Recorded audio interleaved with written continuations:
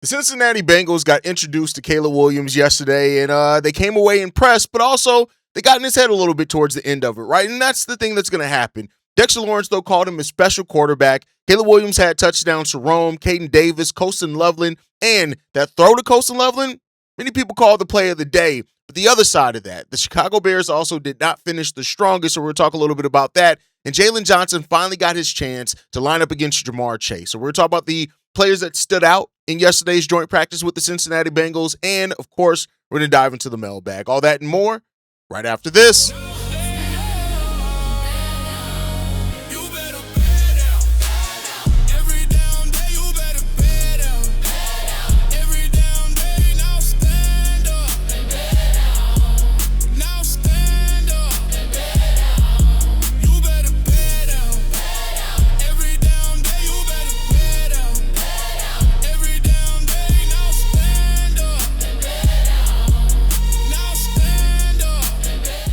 What's going on, Bears fans? Welcome to another episode of Chicago Bears Central, your number one spot for everything Chicago Bears related. I'm the host there, Haize, but more importantly, you guys can follow the channel at Chi Bears Central on every social media platform we happen to be on. We're also trying to get to 30,000 subscribers on this channel. We can only do so with your guys' help. I know a number of you guys, about 45% of you that watch the channel every day have not yet hit the subscribe button. I get it. We post every day. Therefore, we're in your algorithm. It's easy to think that you're a subscriber. Go ahead and double check. Hit that subscribe button for us. Help us get to our goal of 30,000 subscribers by the start of the season, which is a very lofty goal to get to, but we're going to try to get to it nonetheless.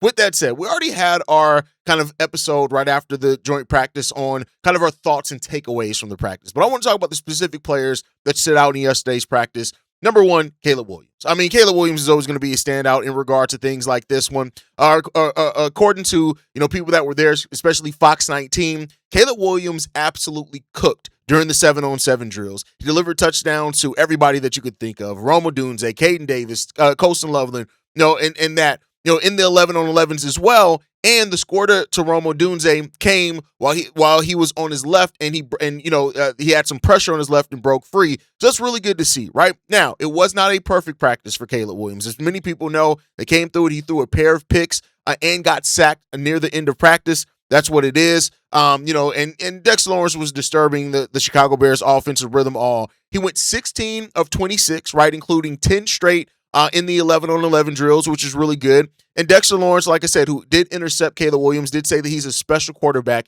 after that practice. So while it was a mixed bag, seems more positive than anything else, even though the initial reporting kind of leaned more towards negative with people focusing on the interceptions and the sacks and things like that. But from what we're hearing, now that we've gotten the whole picture of the practice, that Caleb Williams cooked. He looked, it was more good than bad, even though the bad, they just did not finish as strong as what you want to finish with how they performed early on, and that's one of the things that stood out there.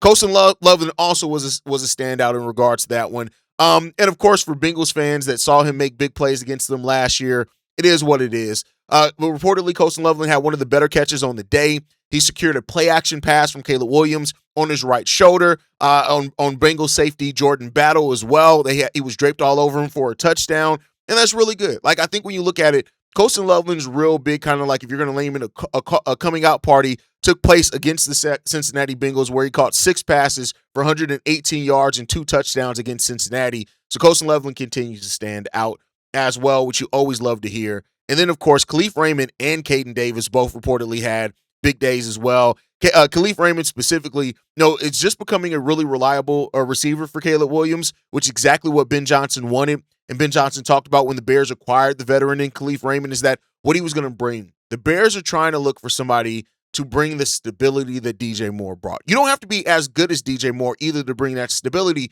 You just need to be somebody who, that when your number's called, you're always ready despite how many plays we did or did not go to you. And reportedly, Kalif Raymond and Caleb Williams have worked on that chemistry. They've gotten that thing that's really good there, and they're going to continue to build off that. And so you love hearing that for the Chicago Bears quarterback and his wide receivers. That's exactly what you want to see from those. And Kalif Raymond's bringing exactly what the Bears signed him for, what he needed.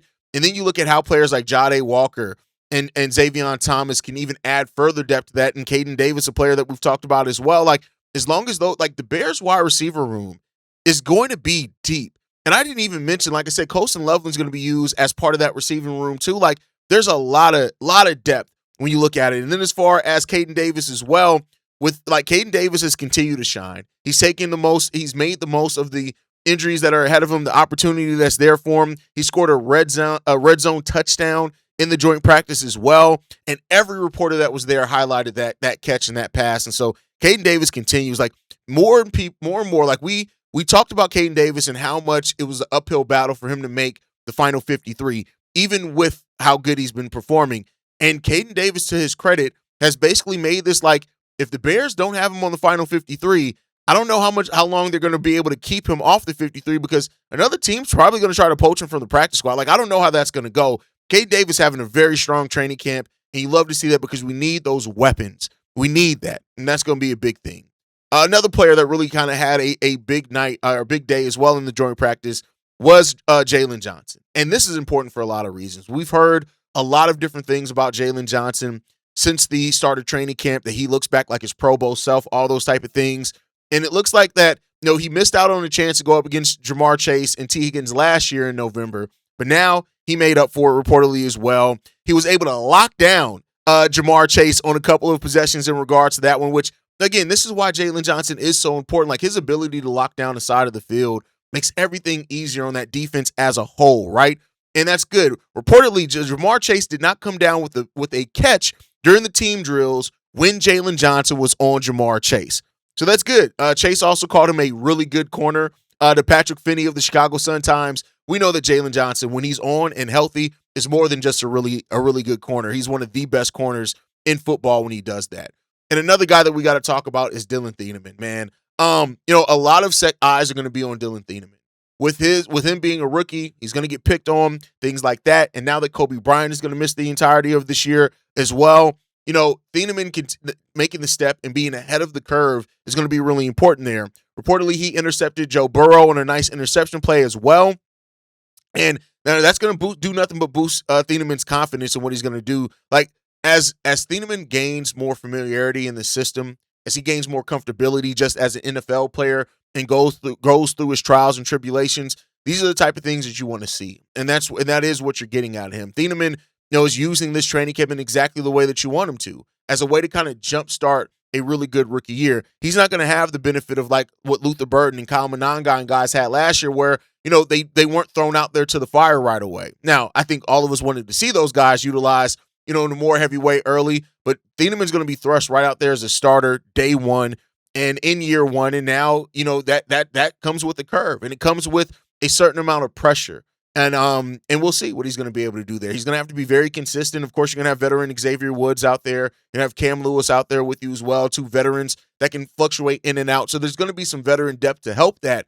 But Thieneman, it's all on him, man. It's all on him. All eyes are going to be on Thieneman and what he brings, especially considering Jaquan Brisker had a healthy year last year and made an impact. So a lot of people are looking at that and saying, all right, Thieneman, now you got to prove a lot of stuff there. And right or wrong, I think he's going to be able to do that. So, we'll see. But then, we can't just highlight all the positive. One of the negatives was the Bears' offensive line. The interior of the offensive line did not have a good day yesterday. It just did not have a good day. Dexter Lawrence was able to be a menace throughout the day on that offensive line. And, reportedly as well, it is opened up. Like, the issue was Garrett Bradbury as the starting center who was there. Now, all reports have been that Garrett Bradbury has had a really good training camp up until this point, right? And Dexter Lawrence is motivated. He's a monster. He wasn't fully healthy last season, all those type of things. But reportedly, like, the communication between Garrett Bradbury and Caleb Williams wasn't where it needed to be. And Dexter Lawrence put some pressure on his ass that whole entire practice. So it's asking many people, like, all right, Logan Jones, he's going to have to be ready. And I think to some degree he will. Like, Garrett Bradbury is a consistent veteran. It doesn't mean that he's a great veteran, right? Like, he's good. And I think Garrett Bradbury is going to be perfectly good as a starting center this year. And I think for more times than not, we're not going to have any problems with Garrett Bradbury. But it does mean that Logan Jones is going to have to be more ready on times where Garrett Bradbury is getting cooked. Logan Jones is going to have to be a viable option to come off that bench and provide a little bit of stuff differently there. And that's just what that really highlights to me. So I don't think that Dexter Lawrence is special. I don't think it's going to be something we see game in and game out where Garrett Bradbury is a problem or anything like that. I don't think that's going to be the case. But it does put a highlight on why Logan Jones, even as coming off the bench and a backup, He's going to have to be ready. He's going to have to be locked in because there are going to be some times, there are going to be some matchups, there are going to be some possessions, some stretches where we're going to need Logan Jones to be out there and bring that upside that we know that he has as the future center of the Chicago Bears team.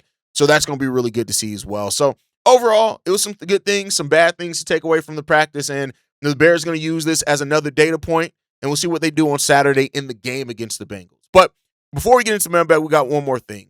Ben Johnson, while it didn't talk about the center, he talked about the left tackle position and the impact that the battle's having on the offensive line. He said this: I think Joe would like some clarity on who he can build rapport with.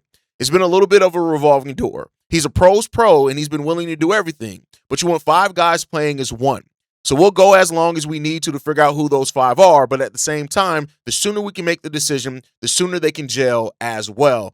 And that's really good perspective from your head coach in regards to it. I said that the left tackle battle has gone from being a battle to a Royal Rumble with the way that it's been rotated in and out this season. It's just the way that it's happened, but you do want to lock in who's going to be your starting left tackle sooner rather than later, so that you just know, like, because those guys do have to build a rapport. They have to build a second hand. They have to know how to overcome each other, like where their strengths and weaknesses are.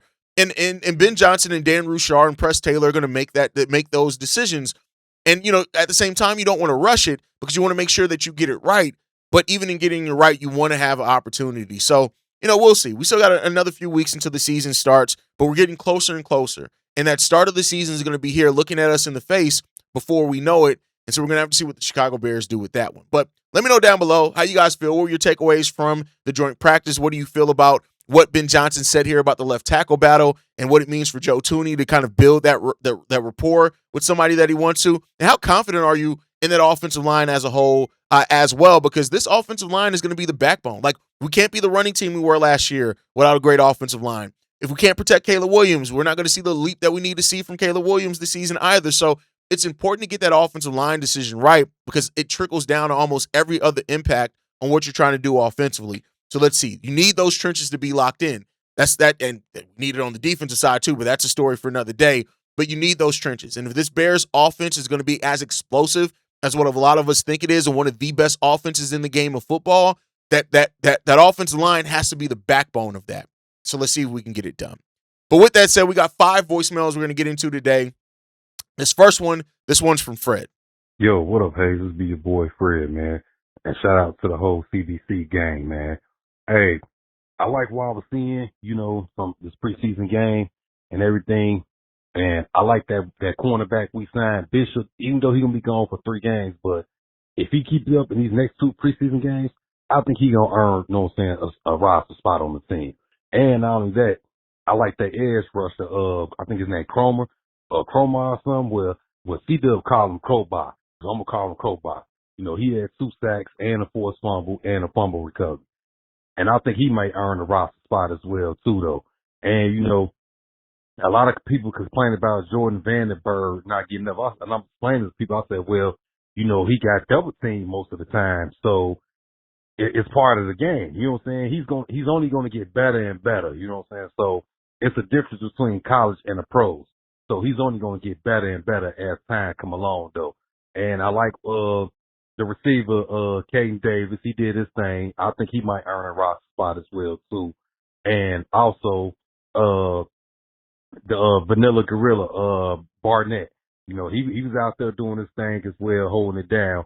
So I think he's going to be a nice piece for us later on down the line. So just let him sit back behind Jackson and continue to learn. And I think he's going to become a problem. And also, I know I've been hard on Kareem Amagaje. Kareem, he did all right. He did all right. If he keep it up, it's a possible chance he might, earn him a spot as well. Now, Jedrick Willis, I don't know, man. It's a question mark on him, Rojo. Who else I can say? Noah Sewell, even though he was hurt, he didn't play, but his brother did his thing. His brother was out there right along with Ruben Hippolyte doing his thing as well, too, though. So hopefully, we got to see Ruben Hippolyte, finally, did his thing or whatever, though. So honestly, I don't think Ben Johnson should play the starters these next preseason games. Let him play them guys that's trying to earn a roster spot and that's trying to, get on the team that can help us as well, though. I think that's what he should do. That's just my opinion as well. So I'm just happy that football is back. I like what I've seen from our team, and I like that Randall Will got a chance to call plays and everything and show that he can be a play caller. Hopefully, if Press Taylor get hired somewhere else, that Randall Will be our next OC, man. But let me know what you think, big dog. Shot town up, bet out or nothing. Let's get it, and FGB. There's a lot of reason to be happy with what we saw on Saturday, right in the first preseason game. A lot of reason to think that. I think the offensive line for the most part did its job. Even Jedrick Wills, I think Jedrick Wills did fine for the majority of it. He had that one where his brain farted on it or whatever it was, but I think he only allowed 2 pressures as well. But the offensive line did pretty damn good, right? So you want to see what our starters are going to look like, stuff like that. But I think like that, you look at what Savannah Med did as well, as both in the running game and in the passing game. You look at those things. I think our defensive line performed a lot better than people were expecting it to as well. And like you said, Ruben Hippolyte had himself a game. And it sucks that he got injured, by the end of that. But if Ruben Hippolyte can turn that speed into function on the football field, and even if it is just on specific downs and situation scenarios we use him in the second year, that's still a weapon for the Bears. So let's see if he can do that. Let's see if he can do it consistently. All right, next up, the next voicemail we got, this one's from Coach Ricks. Hey, fellas, good afternoon. Good afternoon. It's Coach Ricks from Jersey. Hey, I'm about as confused as anybody else, but I got questions. Give me your honest opinion. What the hell's going on with Kyler Gordon? You missed 14 games. You come back, you're still on the pup list. It's like it's the worst kept secret. It seems like the organization people know more than they let us know. You know what I'm saying? Which they don't gotta let us know anything. But it just seems like, what's the disconnect? You got paid, you know what I mean? It is what it is. So what's going on? Secondly, do you think that the physicality should be ramped down? Meaning about a month left to go before the season starts. I just think, that once it gets to about a month, man, maybe even 6 weeks, but about a month, I think everything needs to be tuned back. But if that's Ben Style, then I'm going to ride with Ben Style. Is what it is. Got 11 months last year division. Is what it is. So we don't need to question his expertise. But what the hell? How did, freak injury with Manungai? Like, come on, man. How does a vet make that mistake? You know what I mean? Try to tackle him back, hyperextend the knee on a play that shouldn't even happen. You know what I'm saying? Well, did anybody see it? But as long as there's no ligaments tore, I guess we'll be all right. We got a little over a month to go. You know what I'm saying? He should be all right. But, damn. Are we snake bitten or what? God, I know every team probably got more in tune because of the Bears. But, damn, key losses. They just keep coming. But I still see a 10 to 12 win season regardless. So, fellas, what do you think? You think Ben needs to dial it back a little bit? Because I know you need the physicality to callous up and get ready for the season. But, Jesus. Got another tough practice this week with another game. Oh, man, do we even play the starters? Do any starters need to play? But, look, I'm looking forward to the season. Looking forward to C-Ball doing his thing. This is a 34K season for him. 30 plus TDs, 4K guaranteed. And I still think it'll be around 63, 65%. Yeah, so we can get that completion bug off our back. But I expect good things, man. I don't think anybody exactly knows what's going on with Kyler Gordon except Kyler, his doctor, and the Chicago Bears front office and some of the coaching staff. Like, that's what I think it happens, right? That's who knows what's going on with him. Nobody's going to really know for sure other than that. I just want the saga over, because it leads to a bunch of narratives that could or could not be right. And at the end of the day, it's about football. And I have a hard time believing that Kyler Gordon doesn't want to be out there on the football field playing. I just have a hard time believing that. From what I've seen from Kyler Gordon, this is a guy that loves playing football. So, hearing some things, rumblings about, his desire to play and desire to get back on the field and all that type of stuff. Like, it's really disheartening because say what you will about the injuries. That's not what I expected to hear about Kyler. And like I said, it could be all bullshit. It literally could all just be bullshit and writers trying to drum up headlines. But the only way that he's going to quiet is to get on the football field. Now, as far as the cut thing that you mentioned, there's no more like cut days where you had to get down to this number than that number. There's just a final cut day where your roster needs to be down to the final 53. Now, I do think that we're going to start seeing some cuts after the second preseason game. They're going to take Sunday, and then we could start seeing cuts as soon as Sunday. But I think Monday is probably where you're going to start seeing some of those cuts at. And I wouldn't be surprised by that at all. So we'll see. And the injuries suck, but like that's the thing that you have to deal with in football. You're never going to have a season where you're completely injury free. It just comes with the territory. All right, let's get into this next voicemail, man. This one is from Keys. Yo, what's the deal, fellas? It's your boy Keys, man. Hope all is well with you guys. With that being said, let's get to it. Saturday's game, man, there was a lot of good things to see. The D-line, as I had already seen a little bit of it, they really stepped up. Now, I know it was against 2s and 3s, but what you want to see is development, right? That's the main thing. How are these guys developing? I don't care if it's the first team, second team, or third team. Can they apply themselves to be their best athlete? You know what I'm saying? So, couple guys stuck out. Jeremy Cromer, of course, Vandenberg, Jaden Loveland. I thought he did a real good job at the nose tackle spot. I think it's going to come down between him and 97, making that last spot at defensive tackle.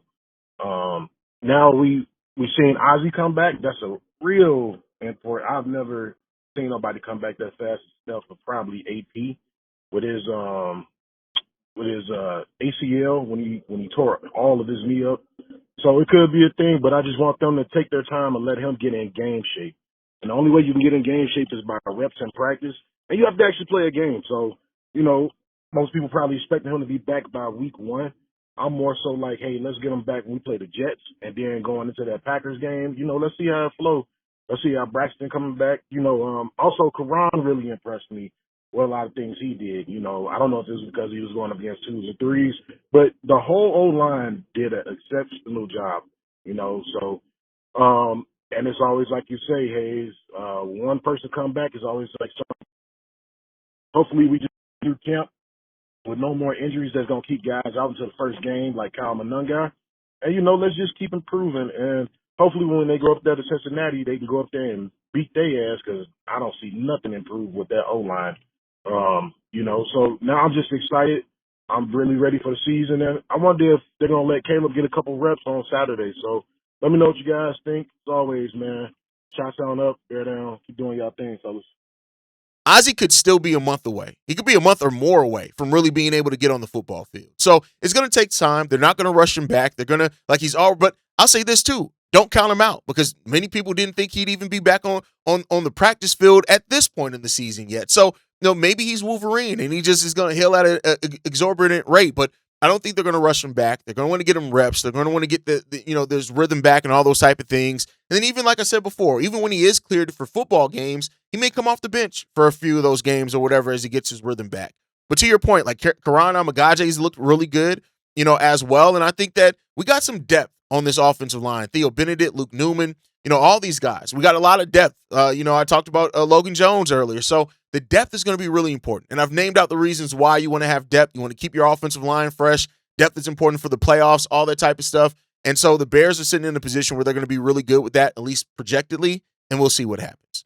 All right, let's get into this next voicemail, man. This one's from Uncle Vaughn. What's good, Haize? This is Vaughn from Indianapolis.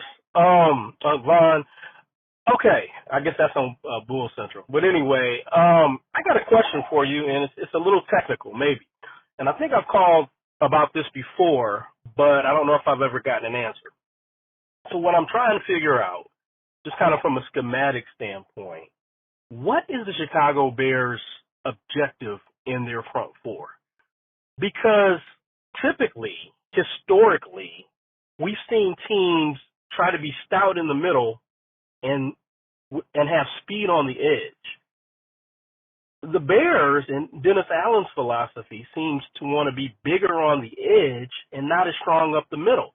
If we're going to start Gervon Dexter and Grady Jarrett. Neither one of them are known as run stoppers. As a matter of fact, Dexter is not a good run stopper. So why are we having two defensive tackles in the middle that really neither one of them stopped the run very well? And then we brought over Neville Gallimore, and I don't think that's his strength.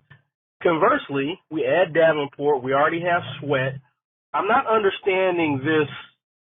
It's like we're averse to trying to sign any defensive end that can actually beat a left or right tackle off the snap.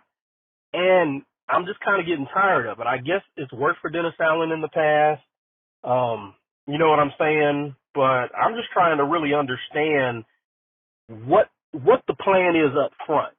And if we have another defense like we did last year statistically, and, you know, Dennis Allen did some great things, but maybe it's time to go a different direction, or maybe Ryan Poles and Ben Johnson, maybe they need to pull a rank and you know, they're like, hey, you're going to have to incorporate some different players or make it work with more talented players.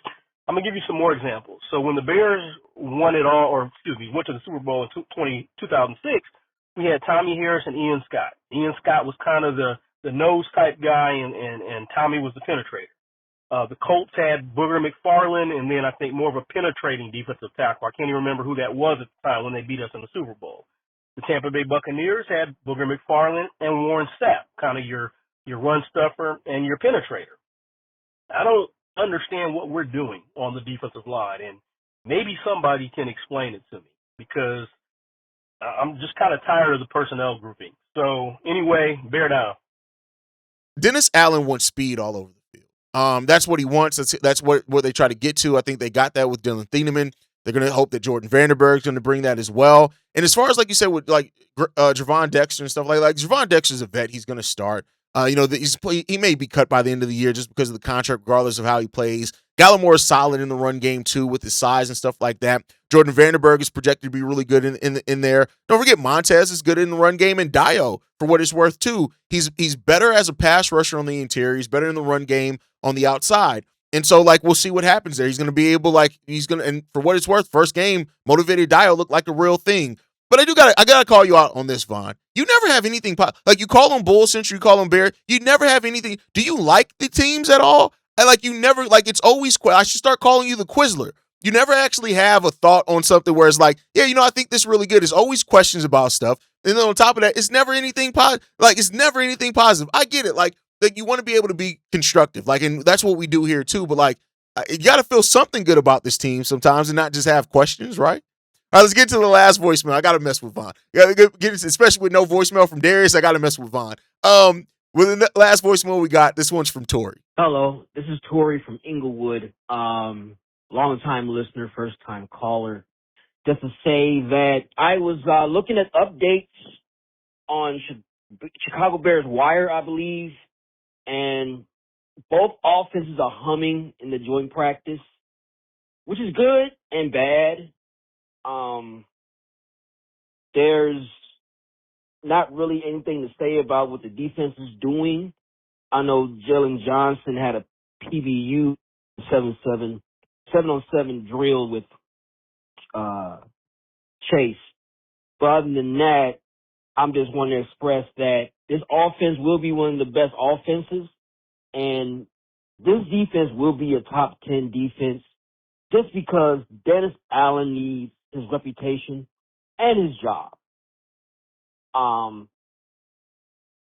The regression is all hyperbole.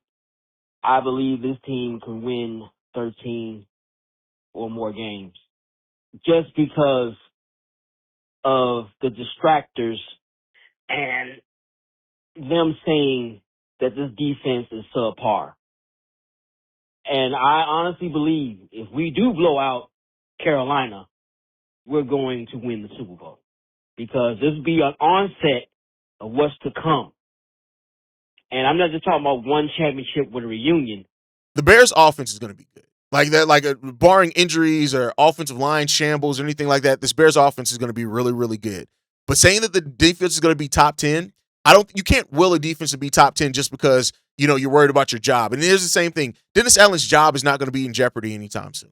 Until Ryan Poles makes an investment on a big time investment on that defensive line when he feels he needs to. I don't think Dennis Allen's job is going to be, because like they're not looking at it and forgetting the injuries that we have. They're not going to look at it and overlook that. They're not going to overlook the fact that we haven't made a big investment as far as free agency on the defensive line. Dennis Allen's job is not going to be in jeopardy anytime soon. As long as those young guys are buying in, as long as there's no problems in the locker room, Dennis Allen's job is not going to be in jeopardy. This is one of those Darius voicemails. It's not going to be in jeopardy anytime soon. But we're going to see. As far as the 13 wins, let's hope so. I mean, listen, I would love to be able to call a Chicago Bears Super Bowl season. I would love to be able to say that. And, we just got to go out there and see what we're going to do on the football field. I think this team is going to be better than advertised. I do think some of the regression talks are a little bit overblown, but the Bears have to go out there on the football field and prove it. And I think they're going to do that this season. But that's going to do it for today's episode, y'all. Make sure you guys sound off down below on how you feel about all the topics we covered and the voicemails in the comment section. We love to interact with you guys there. Make sure you guys like the video, subscribe to the channel, hit that notification bell so you never miss an episode at all. You can follow us at Chi Bear Central on every social media platform. You send us any feedback, questions, comments, concerns, ChicagoBearCentral@gmail.com. And lastly, if you want to leave a text message and our voicemail for the mailbag, the number to do so, 773-242-9336. We are the #1 spot for everything Chicago Bears related, and we'll catch you guys on the next one. Chi-Town up, Bear down, y'all. Love you guys. Peace, y'all. This has been a presentation of the Break Media.